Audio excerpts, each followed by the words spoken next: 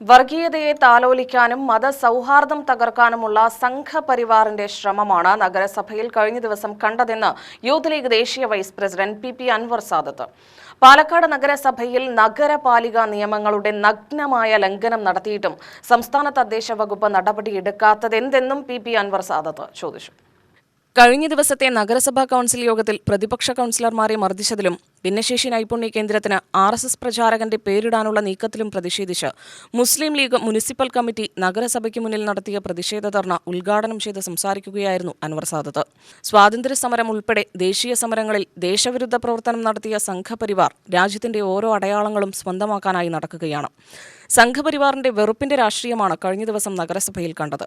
ദേശവിരുദ്ധ പ്രവർത്തനങ്ങളെയും ശക്തികളെയും പ്രതിരോധിക്കാൻ ലീഗ് മടിച്ചു നിൽക്കില്ല. മുസ്ലിം നാമമുള്ള റോഡുകൾക്കും കോളനികൾക്കും നേരെയും സംഘപരിവാർ വെല്ലുവിളി തുടരുകയാണ്.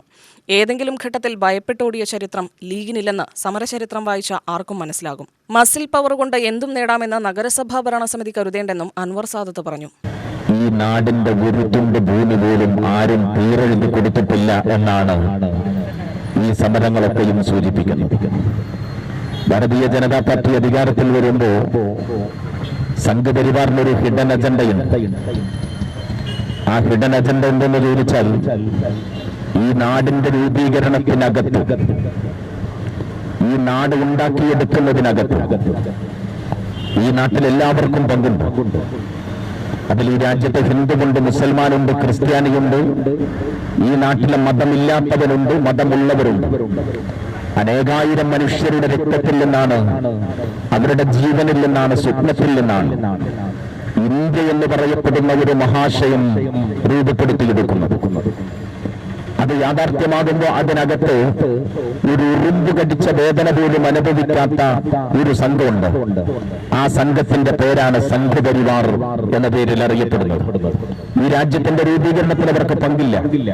എന്നാൽ ഈ രാജ്യത്തെ വിട്ടുകൊടുത്തവരുടെ കൂട്ടത്തിൽ ആദ്യവും അവസാനവും എഴുതി വെക്കേണ്ടുന്ന പേര് സംഘപരിവാറുകാരന്റെ പേരാണ്.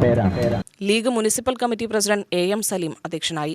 സംസ്ഥാന കമ്മിറ്റി അംഗം MM Hameed, councillor Syed Meeran Babu, Ashraf Parakkunnam, PP Muhammad Kasim, KTA Latheef എന്നിവർ പ്രസംഗിച്ചു. UTV news, Palakkad.